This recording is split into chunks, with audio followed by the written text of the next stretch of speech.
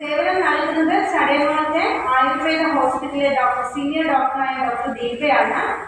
അപ്പോൾ നമ്മുടെ ഇന്നത്തെ ഈ പ്രോഗ്രാമിന്റെ ഉദ്ദേശം തന്നെ നമുക്ക് എല്ലാവർക്കും ഇപ്പോഴത്തെ മഴക്കാലവും വർദ്ധിച്ചു വരുന്ന അസുഖങ്ങളും നമ്മുടെ ജീവിതശൈലികളായ കാര്യങ്ങളെക്കുറിച്ചും നിങ്ങൾക്ക് ഒരു ചെറിയൊരു അവബോധം തന്നുകൊണ്ട് നിങ്ങൾക്ക് മെഡിക്കൽ ക്യാമ്പ് നടത്തുക എന്നുള്ളതാണ് ഉദ്ദേശിച്ചിട്ടുള്ളത്.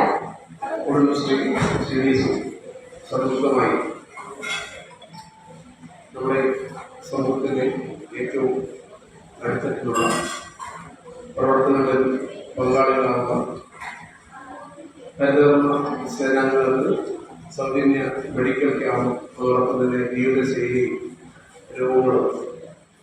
രോഗങ്ങളെക്കുറിച്ചുള്ള ഒരു ബോധവൽക്കരണ ക്ലാസ്സുമാണ് സംഘടിപ്പിക്കുന്നത്. അതുപോലെ നമ്മുടെ ബാഹ്യതയിൽ നിന്ന് പ്ലാസ്റ്റിക് ശേഖരിച്ച് ഇവിടെ കൊണ്ടുവന്ന് സെഗ്രിഗേഷൻ നടത്തുന്നതിന് വേണ്ടി അത് ആ സമയത്താണ് സെഗ്രിഗേഷൻ സമയങ്ങളിൽ കൂടുതൽ പല മാരകമായ രീതിയിലുള്ള അസുഖങ്ങൾ ബാധിക്കാൻ സാധ്യതയുണ്ട്. അത് മുൻകൂട്ടി കണ്ടുകൊണ്ട് ഒരു പ്രതിരോധിക്കാറുള്ളൂ സംഘടിപ്പിക്കാൻ പ്പെട്ടുകൊണ്ട് തന്നെ വിവിധങ്ങളായിട്ടുള്ള ക്യാമ്പുകൾ നടത്തുന്നുണ്ട്. അപ്പോൾ കുടുംബശ്രീ തീർച്ചയായിട്ടും ഹരിതകർമ്മ സേനാംഗങ്ങളെ തന്നെ ഇത്തരത്തിൽ തിരഞ്ഞെടുത്തതിൽ വളരെയേറെ സന്തോഷമുണ്ട്. നമുക്കറിയാം, ഇന്ന് നമ്മുടെ സമൂഹത്തിൽ ഏറ്റവും ബൃഹത്തായ ഒരു പ്രവർത്തനം ചെയ്യുന്നവരാണ് ഹരിതകർമ്മ സേനാംഗങ്ങൾ. അപ്പോൾ തീർച്ചയായിട്ടും ഇന്ന് ഈ കോവിഡുമായി ബന്ധപ്പെട്ടുകൊണ്ടുകൊണ്ട് ജീവിതശൈലി രോഗങ്ങൾ വർദ്ധിച്ചു വരുന്നതായിട്ടാണ് നമുക്ക് കാണാൻ കഴിയുന്നത്. ഇവിടെ നമ്മുടെ ആയുർവേദത്തിലെ മെഡിക്കൽ ഓഫീസർ സംസാരിക്കുമ്പോൾ അവിടെ എത്രത്തോളം ജീവിതശൈലി രോഗത്തിന് വേണ്ടി മരുന്നിന് വേണ്ടി ആൾക്കാർ എത്തുന്നു എന്നുള്ള കണക്ക് കൂടി ഇവിടെ പറയുന്നത് ഞാൻ വിശ്വസിക്കുകയാണ്. നമുക്കറിയാം, കോവിഡിന് മുൻപേ നമ്മുടെ ഗവൺമെന്റ് ആശുപത്രി എടുക്കുകയാണെങ്കിൽ ഏകദേശം 500 താഴെയായിരുന്നു നമ്മുടെ ജീവിതശൈലി രോഗികളെങ്കിൽ ഇന്ന് അത് ഏകദേശം 2700 അടുത്തുള്ള ഒരു വലിയ സംഖ്യയായിട്ട് മാറിയിട്ടുണ്ട്.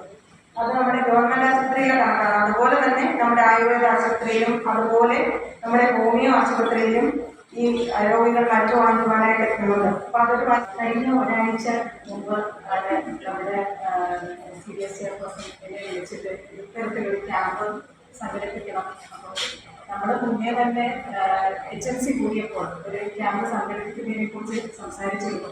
അപ്പോൾ നമ്മുടെ മെഡിസിൻ്റെ ലഭ്യതക്കുറവാണ് നമ്മളെ വലിയൊരു ക്യാമ്പ് നടത്തുന്നതിനും പിന്നിലേക്ക് നയിച്ചത്. എങ്കിൽ കൂടി ചെയർപേഴ്സൺ എന്നെ കുറിച്ച് ഇങ്ങനെ ഒരു കാര്യം പറയുമ്പോൾ അത് ആർക്കാണ് നടത്താൻ ഉദ്ദേശിക്കുന്നത് ചോദിച്ചപ്പോൾ ഹരിതകർമ്മ സേനാംഗങ്ങൾക്കാണെന്ന് പറഞ്ഞപ്പോൾ വളരെയധികം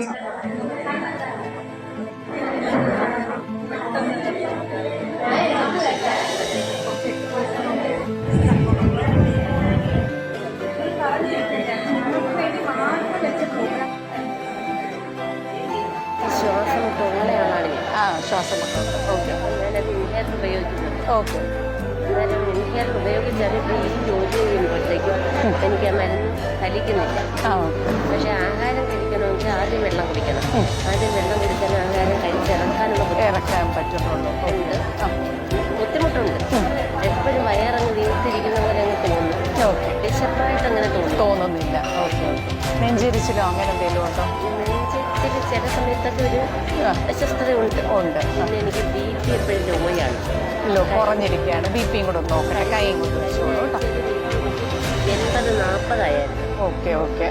പിന്നെ വേറെ ഷുഗറിനോ കൊളസ്ട്രോളോ ഇല്ല. ഓക്കെ. ദിവസം മൊത്തം സമയം വന്നാൽ മാറാൻ പിന്നെ കഫം വരയ്ക്കുന്നത്. അപ്പം നമ്മുടെ കുറച്ച് ഇൻഹേലർ എടുത്തോളൂ. അത് കൂടാതെ നമ്മുടെ കുറച്ച് മെഡിസിൻസ് കൂടെ കഴിച്ചോളൂ.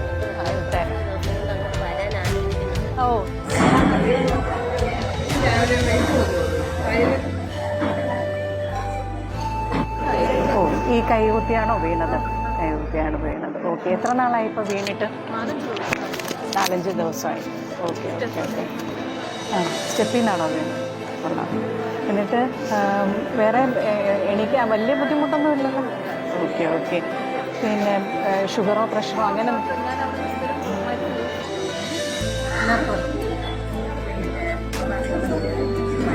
നല്ല വേദനയുണ്ട്. 2 കാലിലും നീരുണ്ടോ?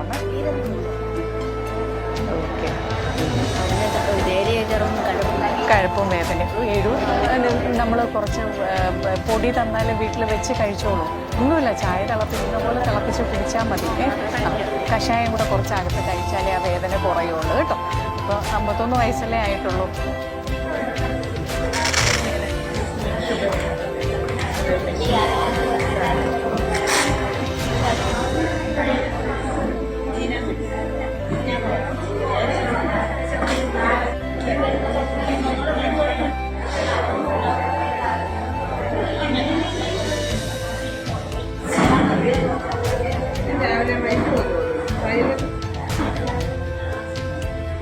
ശ്വാസം കൊള്ളണ ആളാണ് ഞാൻ. ശ്വാസം മുട്ടുണ്ട്. ഓക്കെ. ഞാനത് ഇൻഹേലർ ഉപയോഗിക്കുന്നുണ്ട്. ഓക്കെ.